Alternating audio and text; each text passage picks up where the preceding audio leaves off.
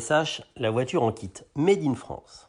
Dès qu'il est question de kit car, nos regards se tournent naturellement de l'autre côté du channel, chez nos amis brexiteurs. Pourtant, dans un petit village gaulois des années 70, deux compères décident de fabriquer leur propre voiture de sport, un engin singulier, disponible monté ou en kit, loin de la voiture de Coluche dans l'autostoppeur. Il est exact de dire que le français n'a pas la réputation de bricoleur de l'anglais. Mais en pleine époque bénie des kit cars, deux professionnels de l'automobile se lancent dans l'étude d'une sportive radicale, munie d'une mécanique de R8 Gordini. Le défi est costaud, avec l'Alpine entre autres, en concurrence directe. Mais M. Benet et M. Saint-Hilaire, vous venez de comprendre les initiales BSH, savent qu'à vaincre sans péril, on triomphe sans gloire. La voiture est construite à l'instinct, sans plan. Le premier exemplaire sort des chaînes en septembre 69 et l'aventure perdurera jusqu'en 72, après 56 exemplaires vendus. D'aucuns trouveront l'esthétique de l'engin douteuse, d'autres adoreront. C'est vrai que la face avant est très réussie. Les gros yeux surmontés d'ailes rebondies rappellent la Porsche 906 ou 908. Il y a pire comme référence. Là où ça se gâte, c'est pour la partie arrière, abrupte, sans compromis, qui pourrait faire penser sous certains angles et en moins réussi à une Mura. Mais au diable les comparaisons, c'est une BSH et c'est français, monsieur. L'exemplaire que nous essayons aujourd'hui est unique. Sauvé de la poussière par Brieux de Automobilia à Villedieu-les-Poêles, il est l'un des rares survivants des 56 exemplaires produits.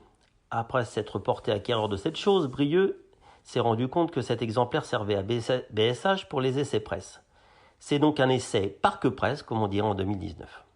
En cherchant bien, nous avons même retrouvé un essai de M. André Costa dans l'Autojournal du 21 mai 70, que vous retrouvez dans notre article. La voiture disposait d'une mécanique de R8 Gordini et d'une livrée rouge. Costa ne s'y trompait pas, qualifiant la mécanique du modèle d'essai de « fatigué ». Avec ses sagouins de journaliste auto, arrivé à ce qui devait arriver, la voiture fut rapidement rincée. C'est la raison pour laquelle Brieux lui a collé un moteur de 5 Alpine aussi efficace et plus facile à dénicher. Après tout, de quoi s'agit-il? D'un gros mécano reprenant un châssis, d'éléments de la carrosserie en plastique et d'une mécanique de R8. En 1970, le kit était vendu contre 9 250 francs, environ 10 165 € d'aujourd'hui. Ce à quoi il fallait ajouter une R8 accidentée de préférence, achetée entre 2 000 et 4 000 francs de l'époque, soit un investissement global compris entre 12 et 15 000 €, la moitié du prix d'une Alpine contemporaine. Reste encore à se taper les 200 heures de montage. Il est certain qu'au moment où vous receviez votre kit, vous pouviez vous sentir un peu seul au milieu de votre garage encombré de pièces détachées. La première étape consistait donc à assembler la motorisation sur le châssis ainsi que les suspensions. À ce stade, 50 heures se seront déjà écoulées. Il sera alors grand temps de poser la cellule habitable. Votre assemblage commence à ressembler à une voiture, mais ne criez pas trop victoire trop tôt. L'étape du faisceau électrique provoquera énervement, stress et envie de meurtre sur les personnes de cette BSH. Après la 141e heure, exactement bien sûr, l'habitacle est installé et les finitions laisseront leur place aux ultimes réglages.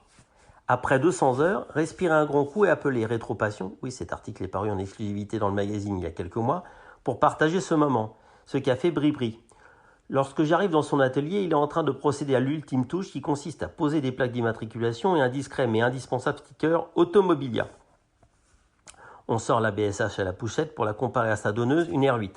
Avec 3,95 m de long et 1,55 m de largeur, et pour seulement 1,13 m de hauteur, la différence de taille est saisissante. Le toit de la BSH culmine au niveau des rétros de la Renault 8.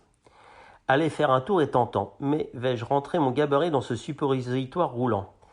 La technique est toujours la même, enjamber le seuil, jeter sa jambe gauche et dans un mouvement plein d'élégance, jeter l'autre jambe en accompagnement le reste du corps dans le baquet. Ploc. C'est bon, je suis assis, plutôt allongé. Le plexi des vitres, la position, le tableau de bord de course ou les sièges baquets vous mettront dans l'ambiance, mais le double bossage du capot, visible à travers le petit pare-brise, vous transporteront directement dans la voiture de Steve McQueen dans la ligne droite des Hunaudières. À la mise en route, le vacarme est assourdissant. Brieux enclenche la première à l'aide du court levier et la BSH s'élance timidement dans le chemin. La première accélération au feu rouge met à mal la motricité de l'engin dans un grognement digne d'un Soyouz soviétique en pleine guerre froide. Ça pousse fort et les réactions de la petite sportive sont très saines, sous réserve qu'on s'en occupe un peu. En forçant le rythme, le sous-virage apparaît comme très progressif.